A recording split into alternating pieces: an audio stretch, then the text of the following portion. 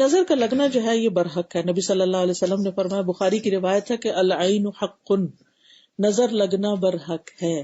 یعنی بعض لوگ کہتے ہیں لو اب نظر ہی لگتی چلی جائے گی اور آنکھوں سے کیا ہوتا ہے. نہیں، اگر ہمارے دین نے ہمیں بتا دیا نا، نبی صلی اللہ علیہ وسلم نے بتا دی، تو وہ وہی سے ان کو پتا چلا ہے. انہوں نے کسی یونیورسٹی سے کوئی ریسرچ کر کے نہیں بات معلوم کی کہ جس کو کوئی جھٹلا دے، کیونکہ دنیا میں تو جو معلومات ہوتی ہیں وہ ایک آتا ہے تو دوسرے کو ریفیوٹ کرتا ہے اور وہ دوسرا پہلے کو کرتا ہے. لیکن جو وحی کے ذریعے علم ہمیں ملا، اس کو ہم ریفیوٹ نہیں کر سکتے، اس کا ہم انکار نہیں کر سکتے. تو نبی صلی اللہ علیہ وسلم نے فرمایا کہ نظر لگنا جو ہے یہ کیا ہے؟ برحق ہے. اور پھر یہ بھی یاد رکھیے کہ نظر اس وقت لگتی ہے جب انسان کسی کے سامنے آتا ہے، یعنی غائبانہ نظر نہیں لگتی. مثلاً اگر آپ یہاں بیٹھ کے کسی کے بارے میں کوئی خبر سنیں کہ اس کو کچھ بہت بڑی کوئی چیز مل گئی ہے، تو آپ یہاں سے سوچیں کہ کیوں ایسا ہوا ہے، تو حسد تو ہو سکتا ہے مگر نظر وہاں نہیں پہنچے گی. آپ کی نظر کسی کو اسی وقت لگتی ہے جب کوئی کسی کے سامنے آتا ہے. پھر اسی طرح یہ ہے کہ کبھی کبھی نظر اللہ کے اذن سے، یعنی اللہ کا اذن ہوتا ہے تو کوئی بیمار ہوتا ہے، اللہ کا اذن ہوتا ہے تو کسی کی موت آتی ہے. تو نظر کے تاثیر اس حد تک ہوتی ہے کہ انسان بیمار بھی پڑ سکتا ہے، حتیٰ کہ موت بھی آ سکتی ہے اس کو. یعنی اتنی شدید چیز ہے یہ. کبھی انسان کو یہ کمزور کر دیتی ہے، کبھی انسان جو ہے وہ اچانک کسی حادثے کا شکار ہو جاتا ہے. یعنی اس کے کئی ایک نقصانات بتائے گئے ہیں. صحیح حدیث میں آتا ہے، رسول اللہ صلی اللہ علیہ وسلم نے فرمایا، اللہ کی قضاء اور قدر کے بعد نظر بد ہی میری امت کے اکثر لوگوں کی موت کا سبب بنتی ہے. یعنی بہت سے لوگ نظر کی وجہ سے جیسے بیمار ہو جاتے ہیں یا ان کو اچانک کوئی تکلیف ہو جاتی ہے، تو یہ آپ صلی اللہ علیہ وسلم نے اس کی بھی خبر دی ہے کہ یہ پاسبل ہے. ایک اور حدیث میں آتا ہے کہ نظر بد آدمی کو قبر میں اور اونٹ کو ہانڈی میں پہنچا دیتی ہے. یعنی کہ جانوروں کو بھی نظر لگتی ہے، گھروں کو بھی لگ سکتی، باغوں کو لگ سکتی ہے، مختلف چیزوں کو لگ سکتی. پھر حسد کے سبب بھی نظر لگتی ہے. ابن قیم کہتے ہیں کہ حسد نظر بد کو لگانے کا اصل ہے. کبھی انسان اپنے آپ کو بھی نظر لگا دیتا ہے، یعنی جیسے آئینے میں دیکھا ہے، یا اپنے بچے کو بھی لگا دیتا ہے. وہ اگرچہ حسد کی وجہ سے نہیں ہوتا، لیکن انسان کے اندر ایک اس طرح کے جذبات پیدا ہو جاتے ہیں کہ جس کی وجہ سے نگاہ جو ہے وہ دوسرے تک جا پہنچتی. کبھی بغیر ارادے کے بھی، اور کچھ لوگوں کی طبعی فطرت کی وجہ سے بھی نظر لگ جاتی ہے. یہ ویری کرتا ہے، کچھ لوگوں کی نظر زیادہ لگتی ہے اور کچھ لوگوں کی کم لگتی ہے. یعنی یہ بھی فیکٹرز میں شامل ہے. لیکن تاثیر میں دونوں جو ہیں وہ ایک جیسی ہی ہے. یعنی حسد کی وجہ سے لگے یا ویسے لگے، اثر دونوں کا ہی ہو جاتا ہے. پھر اسی طرح دونوں کے جو نکلنے کا مقام ہے وہ دل ہی ہے، یعنی دل کے خیالات، اور دل سے نگاہ کے ذریعے وہ خیالات یا وہ چیز جو ہے وہ ٹرانسفر ہوتی ہے. اور اس کو کہا جاتا ہے نگاہ کی چنگاریاں. کبھی ایک واقعے کے رونما ہونے سے پہلے بھی لگ جاتی ہے. اسی لیے کہتے ہیں کہ اپنے جو پلانز ہیں یا ارادے ہیں وہ بہت لوگوں کے ساتھ مت ڈسکس کرو، کیونکہ اس میں رکاوٹ آ جائے گی. اور یہ چیزیں ہماری روایات میں بھی کچھ نہ کچھ شامل ہیں. آپ نے دیکھا ہوگا کہ بعض لوگوں کو حسد ہوتا ہے. ویسے ہی کبھی انسان کو کسی کے ایسے خاص منصوبے کا پتہ چلتا ہے کہ وہ خود چاہتا تھا کہ وہ کام کرے، لیکن اسے پتہ چلتا ہے کہ وہ تو فلاں نے شروع کر دیا. جیسے پروفیشنل جیلسیز وغیرہ میں بھی بعض اوقات ہوتا ہے. تو ایسی صورت میں بھی نظر لگ جاتی ہے.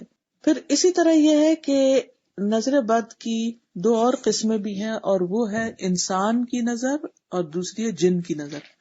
یعنی انسانوں کی نظر کے علاوہ جنات کی نظر بھی ہوتی ہے. اور اسی لیے جب ہم واش روم میں جاتے ہیں اور خاص طور پہ کپڑے وغیرہ بدلتے ہیں تو اس میں دعا سکھائی گئی ہے، کیونکہ جنوں کی نظر بھی برحق ہے، وہ بھی ہماری طرح کی ایک مخلوق ہے. ام سلمہ کہتی ہیں کہ نبی صلی اللہ علیہ وسلم نے ان کے گھر میں ایک لڑکی دیکھی جس کے چہرے پر نظر بد کی وجہ سے کالے کالے دھبے پڑ گئے تھے. تو نبی صلی اللہ علیہ وسلم نے فرمایا کہ اس پر دم کرو کیونکہ اس کو نظر بد لگی ہے.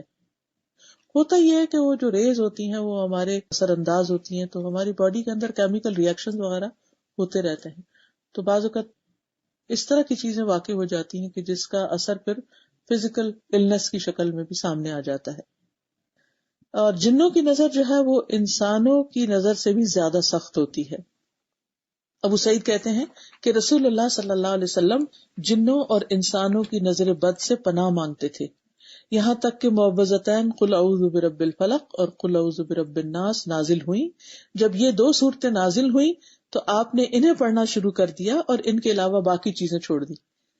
تو اس سے یہ پتہ چلتا ہے کہ اگر بہت سی دعائیں نہ بھی یاد ہو تو کم از کم یہ معوذتین جو ہیں فلق ناس، یہ صبح اور شام 3 دفعہ اگر انسان پڑھ لے تو سارے دن کے لیے اور ساری رات کے لیے پروٹیکٹ ہو جاتا ہے.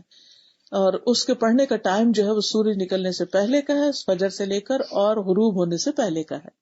پھر اسی طرح یہ ہے کہ بعض اوقات تعجب والی نظر جو حیران کو نظر آتی ہے، جسے ہم کہتے ہیں نا اچھا واو، ماشاء اللہ نہیں کہتے، تبارک اللہ نہیں کہتے، تو یہ تعجب والی نظر بھی لگتی ہے.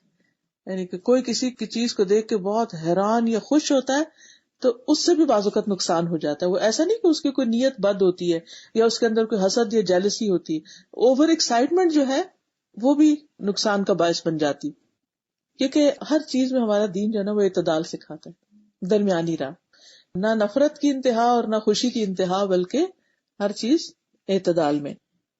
ابن حجر کہتے ہیں نظر کبھی خوشی اور تعجب کی صورت میں بھی لگ جاتی ہے، اگرچہ وہ حسد کے بغیر ہی کیوں نہ، اگرچہ وہ کسی محبت کرنے والے کی طرف سے ہو، اگرچہ وہ کسی نیک آدمی کی طرف سے ہی ہو.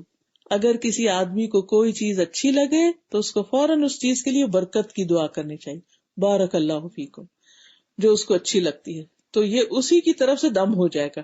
یعنی ادھر سے نظر کا تیر آ رہا ہے اور ادھر سے دعا آ رہی ہے تو وہ ایک چیز جو ہے وہ دوسرے کو ہٹا دے گی. تو اس میں آپ دیکھیں کتنی بہترین چیز ہمیں پتہ چلی. یعنی برے انسان کی تو لگے گی، لیکن آپ کے محبت کرنے والے کی بھی لگ سکتی ہے، نیک لوگوں کی بھی لگ سکتی ہے. بعضوں کا تو ہم کہتے ہیں نا کہ فلاں تو بڑا نیک ہے، بڑا اچھا انسان ہے، بڑے اچھے اخلاق کا ہے، تو سیف ہے اس کے پاس اپنے بچے کو چھوڑنا، یا لیکن وہ بھی انسان ہے اور اس کی نظر بھی ہو سکتی ہے. اب ہم کس کس کو روکیں اور کس کس سے کچھ لڑے جھگڑے؟ کرنا کیا ہے؟ اپنے آپ کو پروٹیکٹ کرنا ہے، اپنی حفاظت کرنی ہے، اور اس کا آگے انشاءاللہ طریقہ بتاؤں گی. پھر اسی طرح یہ ہے کہ بعض نظریں بیمار کر دیتی ہیں، ہر نظر بیمار نہیں کرتی، بعض نظریں بیمار کر دیتی ہیں اور اس میں مریض کے اوپر علامات ظاہر ہونے لگتی ہیں. حدیث میں آتا ہے رسول اللہ صلی اللہ علیہ وسلم نے فرمایا بے شک نظر بد اللہ کے اذن سے انسان کو دیوانہ کر دیتی، یعنی ذہنی بیماریاں، نفسیاتی بیماریاں، ڈپریشن کی بیماری، ایسی بیماریاں کہ جن کا کہیں کوئی علاج ہی نہیں اور کوئی ڈائگنوسس میں نہیں ہوتے، کچھ پتہ ہی نہیں چلتا کہ یہ مسئلہ ہے کیا. پھر اسی طرح کچھ نگاہوں سے موت بھی واقع ہو جاتی ہے، یہ زہریلی نگاہیں ہوتی ہیں. دوسری بات یہ کہ یہ تقدیر کا حصہ ہوتی ہے، یعنی کہ ہماری قسمت میں اگر کچھ تکلیفیں لکھی ہوئی ہیں تو پھر وہ چیز واقع ہو جاتی ہے، اور اگر نہیں تو کوئی جو مرضی کر لے، نہیں ہو سکتا. نبی صلی اللہ علیہ وسلم نے فرمایا نظر لگنا برحق ہے، اگر کوئی چیز تقدیر پہ غالب ہو سکتی ہے تو وہ نظر بد.